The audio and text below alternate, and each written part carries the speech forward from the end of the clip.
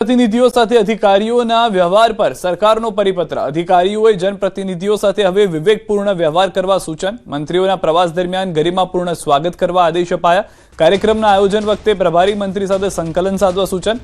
આમંત્રણ પત્રિકામાં જનપ્રતિનિધિઓના નામનો ઉલ્લેખ ફરજિયાત કરવા સૂચન। અધિકારીઓએ મુલાકાતીઓને રાહ જોવડાવ્યા વિના તુરંત જ સાંભળવા તાકીદ। પ્રોટોકોલના નિયમોનો ભંગ કરનાર અધિકારીઓ સામે પગલાં લેવામાં આવશે। સોમનાથ અર્બન ડેવલપમેન્ટ એરિયાની ગ્રાન્ટ મામલે વિમલ ચુડાસમાનું નિવેદન। વર્ષ 2024માં સુડાને એક પણ રૂપિયાની ગ્રાન્ટ ફાળવાઈ નથી। 2025માં 90 લાખની ગ્રાન્ટમાંથી એક પણ રૂપિયો ન વપરાયો। 2024માં એક પણ રૂપિયો ફાળવવામાં નહોતો આવ્યો। 2025માં 90 લાખ રૂપિયો ફાળવવામાં આવ્યો હતો। ત્યારે મેં બીજો પ્રશ્ન પૂછેલો કે ઉપરકોટ ગ્રાન્ટ ઉપયોગ વર્ષવાર કયા હેતુસર કરવામાં આવ્યો। ત્યારે એમાં આપ્યું કે 2024માં પણ એક રૂપિયો વાપરવામાં નહોતો આવ્યો, 2025માં પણ એક રૂપિયો વાપરવામાં નહોતો આવ્યો। આ સોમનાથની પ્રજા અને 17 ગામ અંદાજિત એક વર્ષથી વિકાસથી વંચિત છે। ગોંડલમાં જિગીશા પટેલની કાર પર હુમલાના પ્રકરણમાં 2 મહિલા આરોપીની ધરપકડ થઈ। આ કેસમાં ગોંડલ સિટી પોલીસ સ્ટેશન ખાતે 5 મહિલાઓ સહિત 9 વ્યક્તિ સામે નોંધાઈ હતી ફરિયાદ। પોલીસે હુમલામાં સંડોવાયેલ અન્ય આરોપીને ઝડપી પાડવા ચક્રો ગતિમાન કર્યા। કયા કારણોસર આરોપીઓ દ્વારા જિગીશા પટેલની કાર પર હુમલો કરવામાં આવ્યો તે અંગે વધુ પૂછપરછ કરવામાં આવી રહી છે। 24 ફેબ્રુઆરી 2026ના રોજ ગોંડલના સરગમ પાર્ક ખાતે બન્યો હતો બનાવ। પોરબંદરમાં પીજીવીસીએલ દ્વારા અંડરગ્રાઉન્ડ દ્વારા કેબલ નાખવાની કામગીરી ચાલી રહી હતી, જેમાં ઉદ્યોગનગર સબ ડિવિઝન હેઠળ 14 કિલોમીટર વિસ્તારમાં કામગીરી કરવામાં આવી રહી છે। હવે જોવાની વાત તો એ છે કે કરોડોના ખર્ચે આ કામગીરી જે કરવામાં આવી રહી છે તેમાં નબળી ગુણવત્તાની કામગીરી સામે સવાલ ઉઠી રહ્યા છે। કેબલના પ્રોટેક્શન માટે જે ઉપર સીસી પ્રોટેક્શન પાઇપ સહિત નાખવામાં આવી રહ્યા છે તે તૂટેલી હાલતમાં અને નબળી ગુણવત્તાનું હોવાનું સામે આવ્યું છે। હવે આટલું મહત્વનું કામ અને કરોડોનો ખર્ચ હોવા છતાં પીજીવીસીએલ કેમ આવું ઢીલું અને નબળું કામ ચલાવી રહ્યા છે તે મોટો સવાલ છે, જે પીજીવીસીએલની નીતિ પર પ્રશ્નાર્થ ચિહ્ન ઉપસ્થિત કરે છે। ઉદ્યોગનગર સબ ડિવિઝનમાં અંડરગ્રાઉન્ડ કામગીરી ચાલુ છે। એમાં એમબીસીસી કેબલની જગ્યાએ 185 XLP કેબલ નાખવામાં આવે છે ને આપના માધ્યમ દ્વારા મીડિયાના માધ્યમથી જાણવામાં આવ્યું છે, મેં તપાસ કરતા એ લોકો જે કેબલ નાખવા માટેના લેયર બનાવે છે અને જે નબળી ગુણવત્તાનો જે મટીરિયલ આવ્યું છે એને ઉપયોગ નથી કરવાના। સારી ગુણવત્તાવાળો મટીરિયલ ઉપયોગ કરી અને અંડરગ્રાઉન્ડ કામગીરી સારી થાય, રૂટમાર્ક નખાય તેવી સૂચના મારા તરફથી આપવામાં આવેલ છે અને કામગીરી સારી કરવામાં આવશે। ભરૂચ જિલ્લા ભાજપ પ્રમુખ પ્રકાશ મોદીની રજૂઆત રંગ લાવી છે। ઉત્તરવાહિની નર્મદા પરિક્રમાના લગભગ 17 કિલોમીટરનું અંતર ઘટશે। 302 કરોડ 40 લાખના ખર્ચે 2 નવા પુલ બનાવવામાં આવશે, જેને રાજ્ય સરકારે મંજૂરી આપી। રેંગણ ઘાટ રામપુરા ઘાટ પુલ માટે 123 કરોડ 13 લાખ મંજૂર કરાયા, જ્યારે શહેરાવ ઘાટ તિલકવાડા ઘાટ પુલ માટે 179 કરોડ 27 લાખ મંજૂર કરવામાં આવ્યા। નર્મદા જિલ્લાના 11 ગામોના 18,000થી વધુ લોકોને અવરજવરમાં સુવિધા મળશે। વિદ્યાર્થીઓને ચોમાસામાં પણ શાળા કોલેજ પહોંચાડવામાં સરળતા રહેશે। દર વર્ષે ચૈત્ર માસની પરિક્રમામાં આવતા લાખો પરિક્રમાવાસીઓ જે છે તેઓને સમય અને ઈંધણની બચત થશે।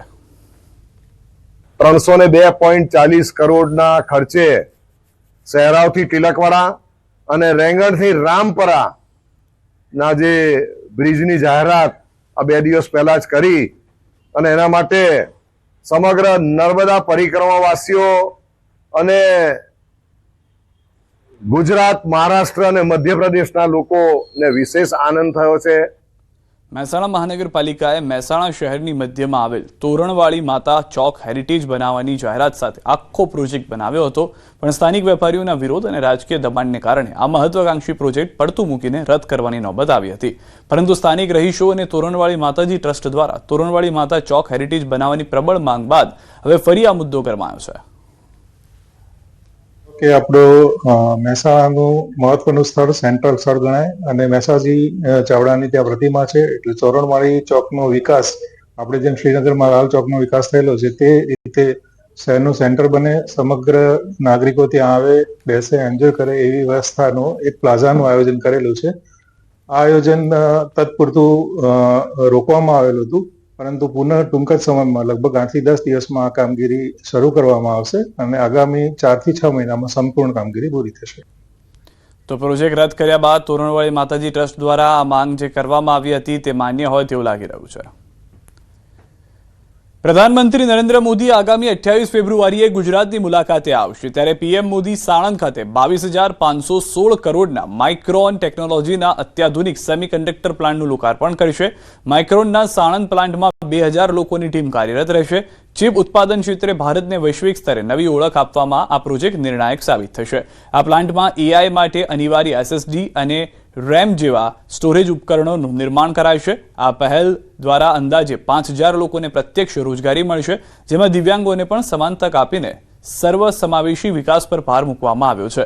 ગુજરાત હવે સેમિકન્ડક્ટર હબ બનીને વૈશ્વિક બજારની જરૂરિયાતો સંતોષવા માટે સંપૂર્ણપણે સજ્જ છે। ભારતમાં સેમિકન્ડક્ટર ક્ષેત્રે નવી ક્રાંતિનો શુભારંભ થશે।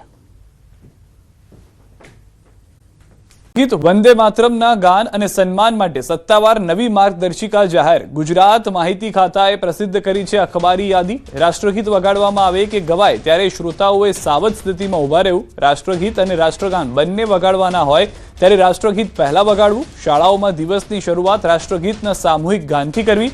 ફિલ્મના ભાગરૂપે રાષ્ટ્રગીત વાગતું હોય તો પ્રેક્ષકોએ ઊભા થવાની જરૂર નથી। નાગરિક સન્માન સમારોહ અને પરેડમાં ધ્વજ લાવતી વખતે ગીત વગાડી શકાશે। રાષ્ટ્રપતિ કે રાજ્યપાલના સત્તાવાર આગમન અને વિદાય સમયે રાષ્ટ્રગીત વગાડાશે। આકાશવાણી અને દૂરદર્શન પર રાષ્ટ્રપતિના સંબોધન પહેલા અને પછી ગીત વગાડાશે। રાષ્ટ્રગીત વગાડવાનો સત્તાવાર સમય આશરે 3 મિનિટ 10 સેકન્ડ રહેશે। બેફામ બનેલા તસ્કરોએ હદ કરી દીધી છે। સુરેન્દ્રનગરના લીંબડીના રાસકા ગામની સીમમાં ચોરીની અજીબોગરીબ ઘટના જોવા મળી, જ્યાં તસ્કરો 80 થી વધુ વીજપોલ પરથી વાયર કાપીને ચોરી કરી ફરાર થઈ ગયા। ખેતીવાડી માટે આપવામાં આવતા વીજ પુરવઠાની લાઇનમાંથી વીજવાયરની ચોરી કરી તસ્કરો છૂમંતર થઈ ગયા।